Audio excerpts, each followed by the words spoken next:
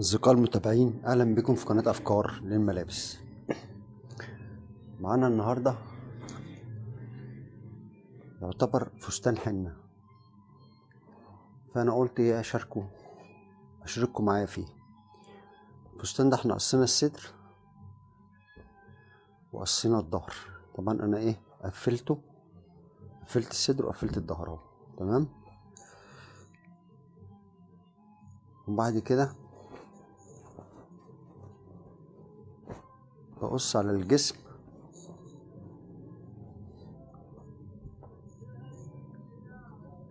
بالظبط الشيفونة اللي معمولة ترتر، تمام كده. انا طبعا بعد ما قصيته وقفلت الجزء ده فقلت اشاركه معاكم، عشان بحب اشاركه معايا في كل حاجة عشان الكل يستفيد. قصينا الصدر ده على الصدر السادة ولبسناه الاول في بعضه داير ما يدور، رحنا مركبين السجاف ده بعد كده في الصدر، ورحنا قلبينه على جوه، والظهر نفس الطريقة، وبشبك الاتنين في بعض بطريقة تنظيف كتف اهو، تمام. هنيجي هنا بقى للكم.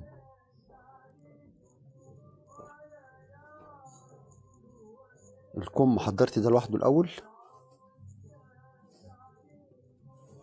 قفلته وبعد كده تنيته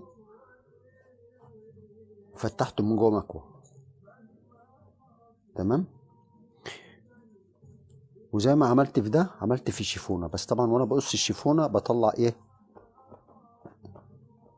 بطلع الاسوره من الناحيه دي، الناحيه المقفوله اللي هي اخرها زي نظام اسوره، تمام. مش القماش ده بيبقى جاي فيه قفله من الناحيه دي وقفله من الناحيه دي، فكده قفلنا حطيت الوش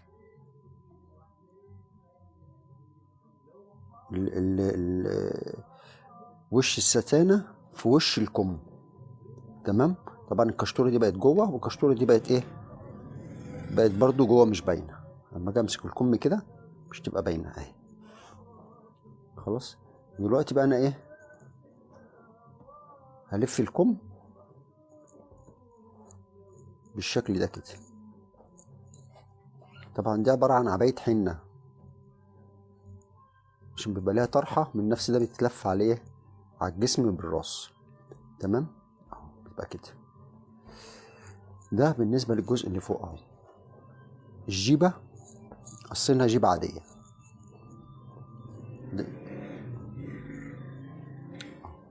ادي الجيبة اهي بتاعت،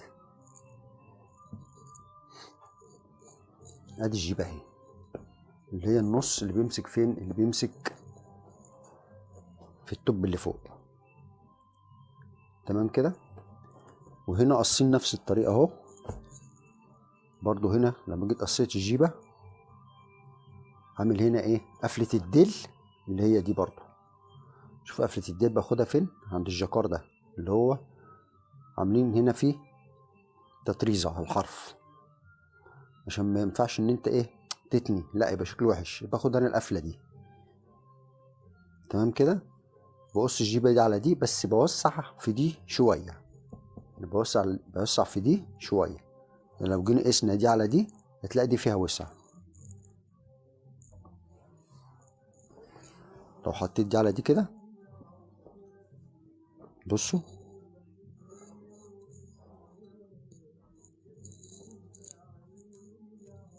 هتلاقوا هنا في وسع اهو، بصوا في وسع بين دي ودي، عشان دي لازم تبقى عامله نظام بومبهات كده بتحت في الديل من تحت، فبوسع لها من هنا وبوسع لها من الديل من تحت، تمام كده. انما بالنسبه للجزء اللي فوق ده انا واخده على قد على قد الوسط بتاعي، وتحت نازل على الواسع. ده بالنسبه للجيب، وانا مش معاكم خطوه خطوه. فانا دلوقتي هركب الكمام في في التوب اللي فوق اللي احنا قفلناه ده، تمام. يلا بينا نقفله على المكنه.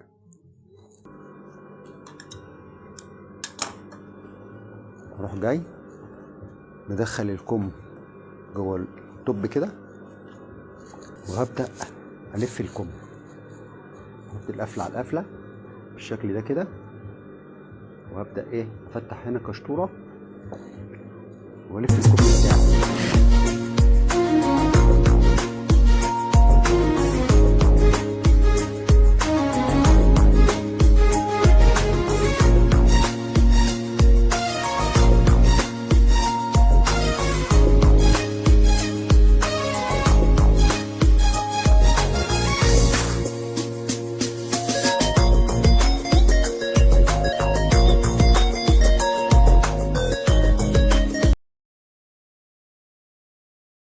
كده قفلنا الجزء ايه الجزء اللي فوق اهو.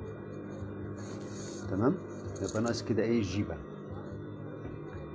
بصوا طالما الحاجه جايه بالظبط ما تلاقيش هنا بقى لا تشريب ولا بتاع، انما لو الكم كبير وجيت شربت تلاقي تشريب هنا. لو الجيرو ده صغير، لو الجيرو كبير والكم صغير وشدق برضه هتلاقي تشريب، انما لما تكون الحته مقاساتها مظبوطه تلاقي الدنيا مريحه معاك كده زي ما انت شايف، زي ما انتم شايفين يعني. خلاص. هنا بقى اروح قافل الجيبه. بعد ما خلصنا الصدر هنخش على مرحلة الجيبة. هنقفل الجيبة، باخد اللقطة بتاعتي. انا سايب في الجيبة دي وسعة زي ما سايب في الجسم وسعة. ليه؟ عشان اي وقت الزبونة حبت توسع تلاقي وسعة. فانا هاخد اللقطة على النص بتاعي بالظبط اللي هو ده. خلاص. بقيس كده. تمام. وباخد اللقطة بتاعتي لان الوسط ده مفهوش اي كسر. خلاص. باخد اللقطة كده، برجع اضرب هنا فورت واطبق الجيبة كده واضرب هنا فورت بالشكل ده كده. تمام. وهرجع بقى اقفل بعد كويس.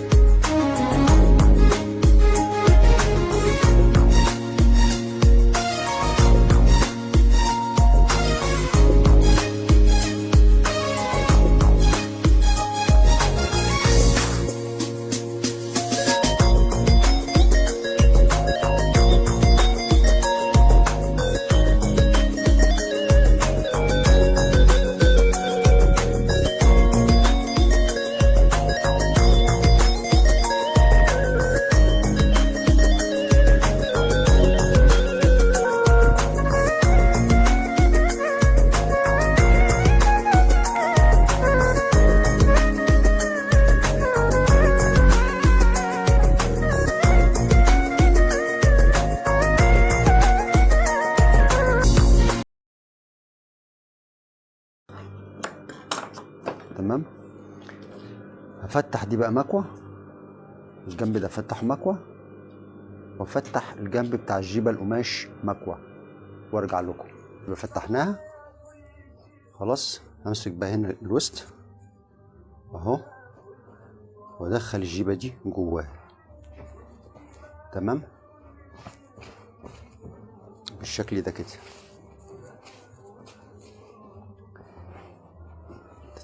ماشي كده اهو. همسك الجنب مع الجنب بالشكل ده اهو، وهثبت بقى ايه الاتنين في بعض.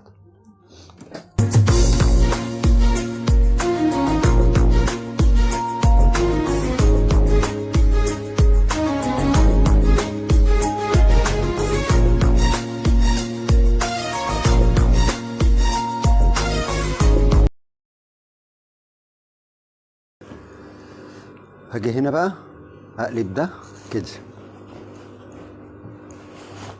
اقلب الجيبة على الظهر يبقى الوش هو اللي جوه. ليه بقى؟ عشان لما اجي اركب الجسم تمام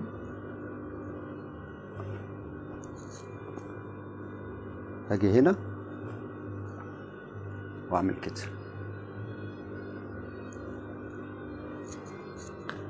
معلم هنا نص، وامسك كده اعلم برضو هنا ايه النص اهو. عايزين تعلموا علموا، عايزين تضربوا فرد تضربوا فرد عادي. باجي هنا بقى ادخل ده، طبعا ده على الوش اهو، بروح مدخله جوه ايه، جوه الجيبه كده، وافتح بقى كشتورتي هنا اهي، واجيب بقى الجنب على الجنب، وابدا الف بقى ايه الوسط.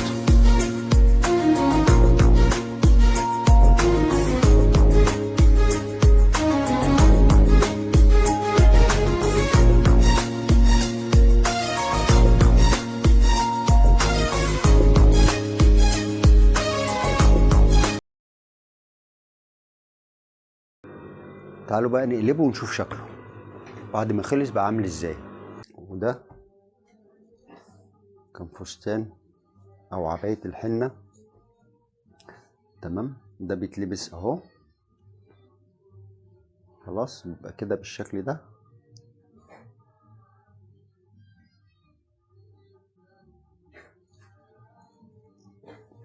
وعليه الطرحة اهي، دي الطرحة بتاعته،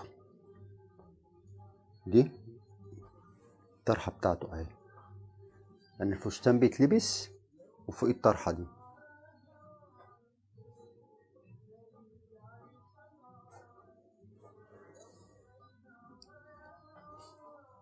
ده زي هندي للحنة. يا ريت يا جماعة لو قدرت افيدكم ما تنسوش تعملوا لايك وشير واشتراك في القناة وتفعلوا زر الجرس ليصل كل جديد. مع تحيات اخوكم نبيل سامي.